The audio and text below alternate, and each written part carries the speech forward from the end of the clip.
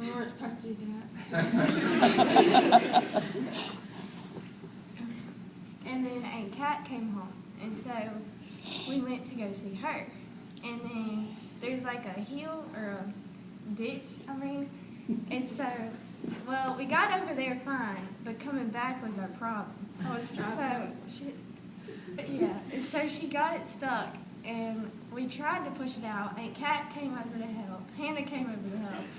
Hannah's Wyatt came over to help. And so we couldn't get it out.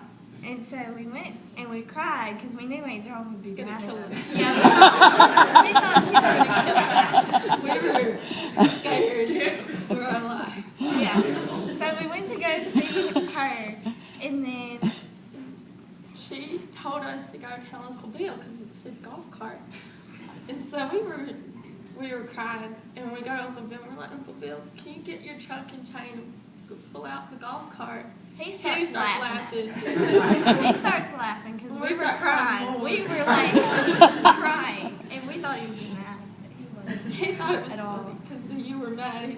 Yeah. So we went to go get it out, and he got it out. We kind of tore the back of the golf cart. It was heavy, But yeah. and we got it out. We don't drive it anymore.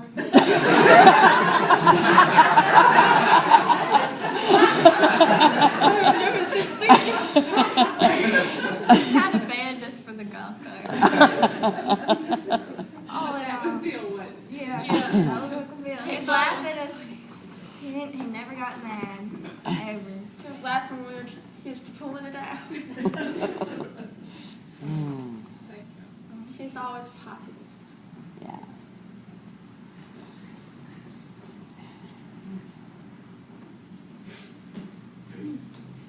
Floor's still open.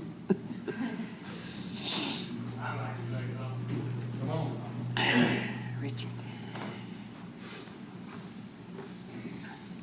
Bill McHale, he won't never be missed. He'll always, when Bill was in this church, he came, and him and Joan, and Bill always rung that bell. That was his job until the little kids come along. Joan, I hope that didn't, and he'd light these candles. I spent the better part of my life watching people. And it's amazing what you can get out of watching people. Just doing the craziest things, or just, Bill was sleek. When he come in that door, he just like he was on a piece of ice. He was smooth and he was graceful. And he was just a card of just things picked up when Bill McHale got in a room. I remember pre-Joan and pre-Margaret Ann. Me and Bill got invited to go down play woman's camp late one evening. I came to Sister Lounge, come out and picked him up. It was late, and I got the time. I said, you reckon they'll have anything to eat down? I said, I don't know, sir. We were pooped in there, they just got us a hamburger or something and pulled out. Got to the red light down there where you turn to go to Larto. It was red. We eased up there, and I might have run through it. And we didn't get to the bridge. Here come the law. I said, wonder who that is.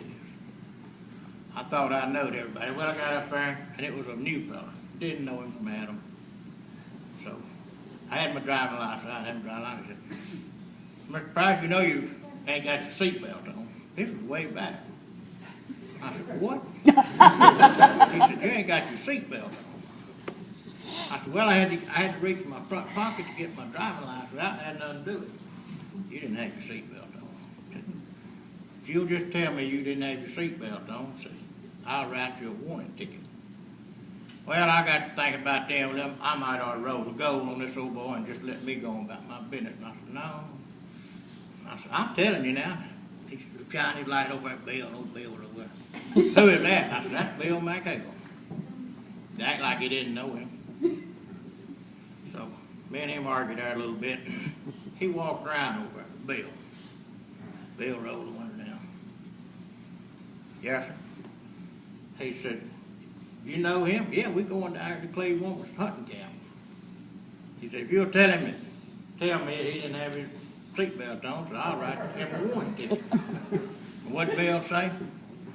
Man, says, I've been knowing him 20-something years. It ain't a bit of use in the world arguing with him when he's been drinking.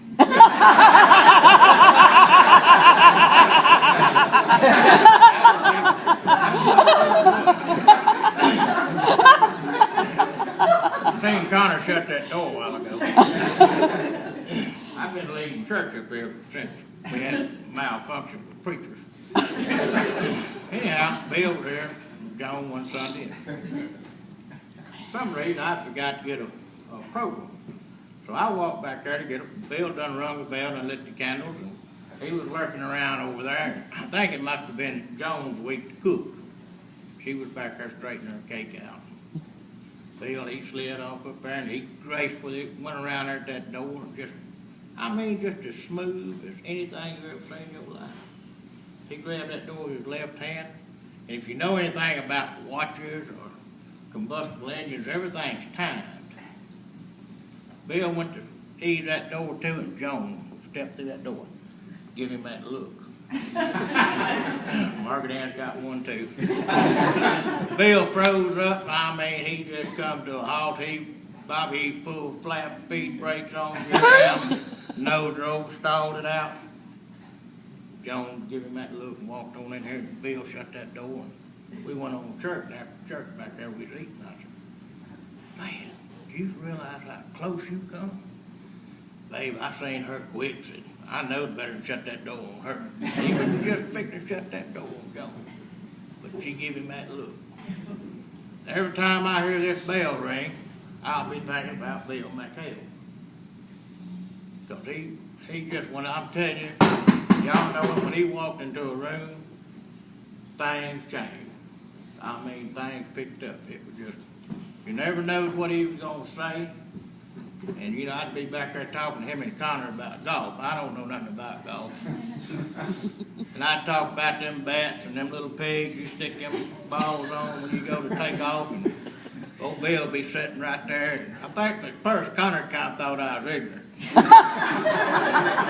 I know Bill, he'd always, you know, how many numbers what's your score, Bill? All 78. Is that passing or failing? Oh man, that's good. I said, man, you don't never make 98 or 100?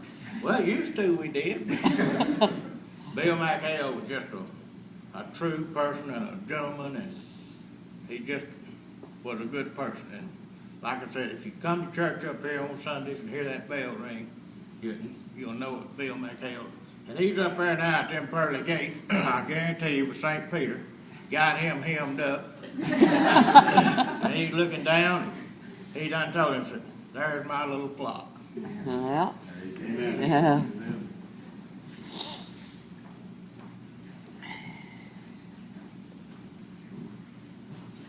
Any others? Yeah, it's sweetheart too. Bill was my brother-in-law, my golfing partner, and my friend. And I was really blessed these last 6 months. I got to make a lot of trips with him. And Bill was just upbeat all the time. Very, very seldom he ever talked about his illness. No, he would say something, and it was very quick. And we both agreed he was in God's hands, and that's the way we left it. We just never talked about it. And we took a lot of trips, and I just, like I said, I was totally blessed with it. But I'd like to share a couple things. Bill is still Bill. At first, before we took the trips, we'd do the golf cart trips.